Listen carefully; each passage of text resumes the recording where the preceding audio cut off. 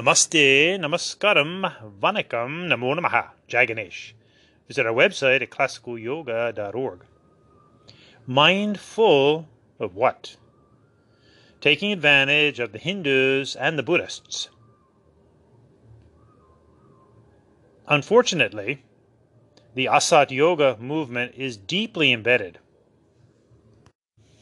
And the newest fad is the mindfulness movement, which is actually taken from the Buddhist tradition of Vipassana. The elitist mindset is really the hallmark of the young soul. And this is the impetus behind colonialism, behind racism, sexism, religious bigotry. Individuals and groups simply feel entitled to take from the, quote, others, unquote. Of course, a compassionate person who does the least bit of research will uncover the facts that real yoga is all about the Hindu Dharma. And Buddhism is, of course, a sect, if you will, or a cult, devotion to the Buddha, closely linked to Hinduism. Remember, the Buddha was born and died a Hindu. And records reveal that he actually did not want a new religion to arise in his name. So we have many types of Buddhists. We have many Buddhists who feel very close to their Hindu brothers and sisters, and others are more extreme in their denunciation of the Hindu Dharma. Whatever the case, we have elitist individuals who obviously, on one hand, are enamored by much of the Hindu and the Buddhist traditions,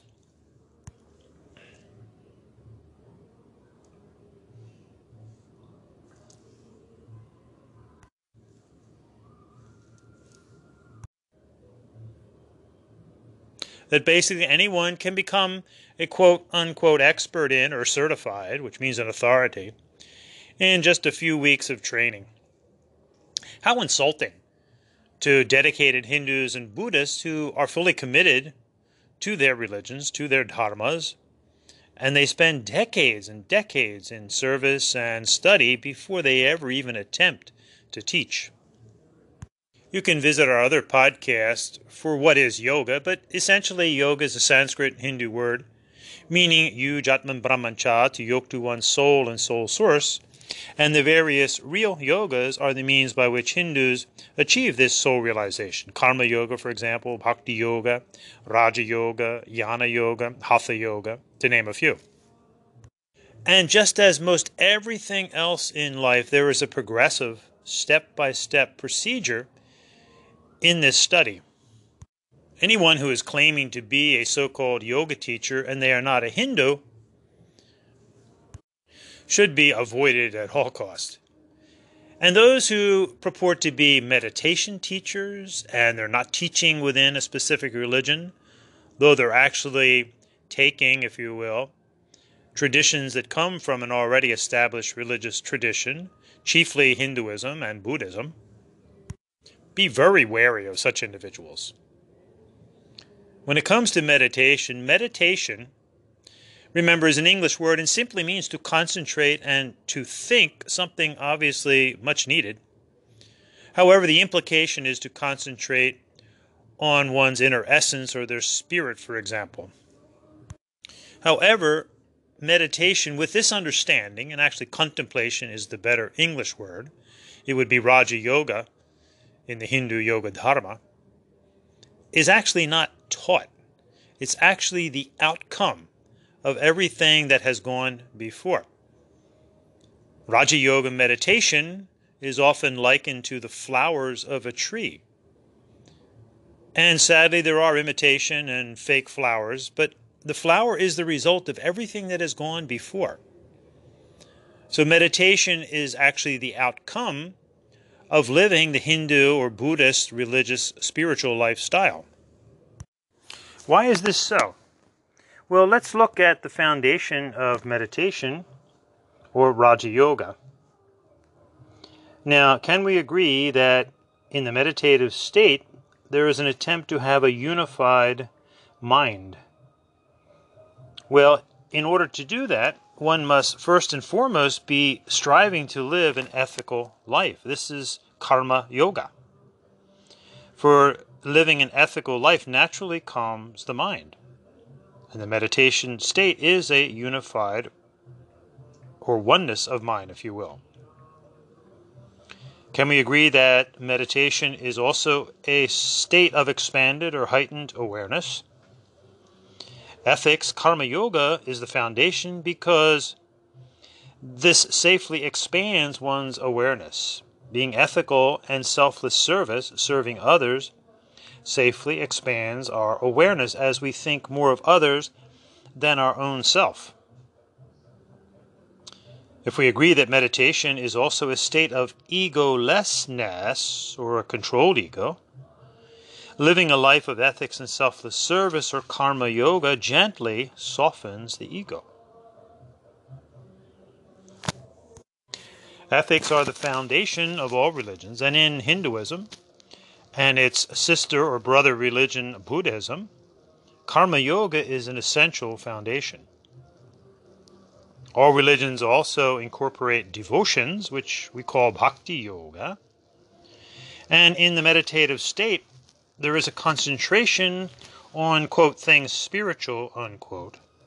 And devotion is about spiritually directing the emotions. In the meditative state, one may experience spiritual visions.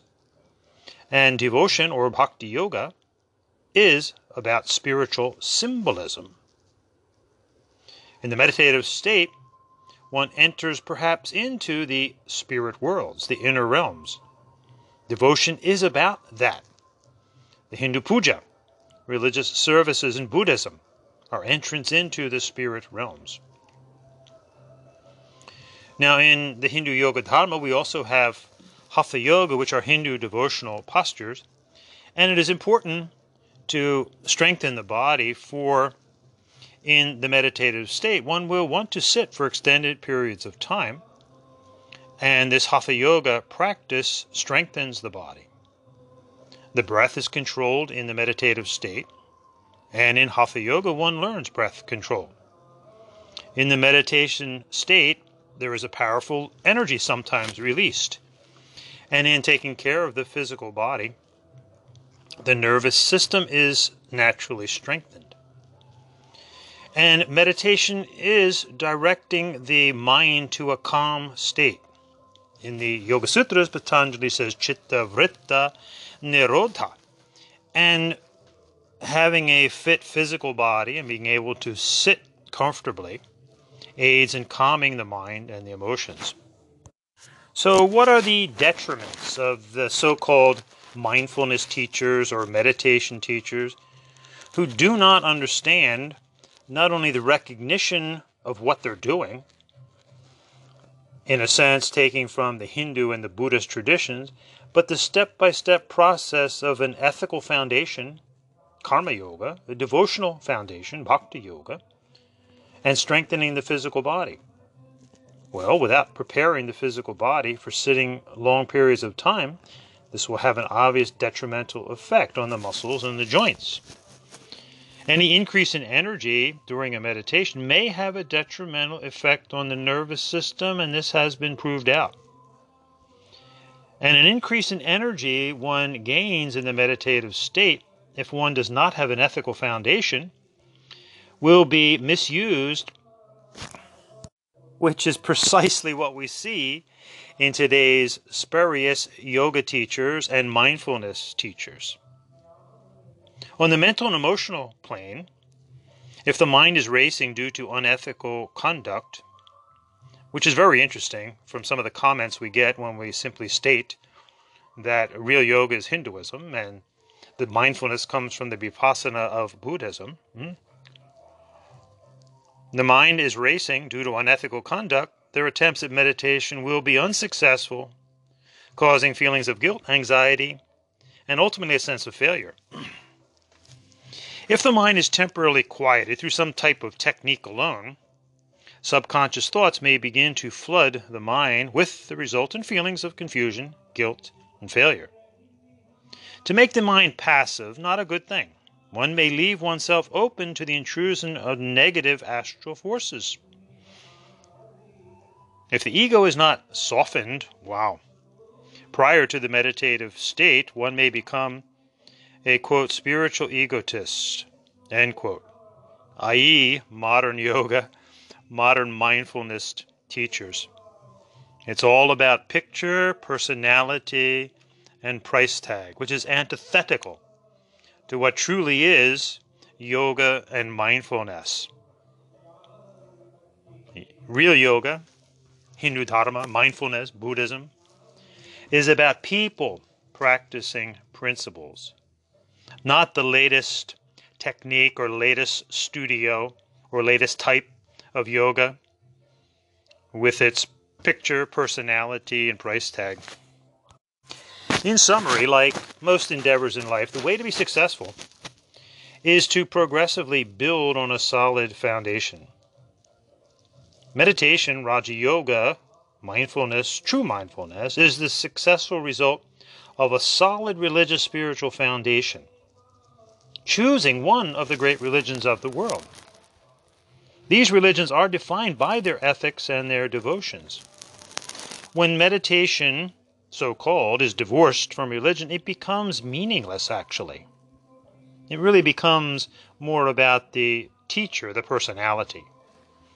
Though it is admirable to learn about the various religions, to never adhere to one is to really never reach the depths of meditation. This tendency of the elitist mindset to pull out selected, quote, meditation techniques, unquote, from a religion without giving credence to that religion or to those who dedicate their entire lives to it is unethical at best and counterproductive to the true state of a calm mind or meditation. True, we sometimes get lost in our, quote, religiousness, but irreligiousness and meditation don't mix. It's like oil and water. A teacher of meditation must therefore, at the very least, be a member of the religion in which they are presenting meditation, and ideally one who has decades of commitment and study. So next time you see a yoga teacher, ask them, what do they do? Real yoga or unreal yoga? Next time you meet a mindfulness teacher, ask them, mindful of what?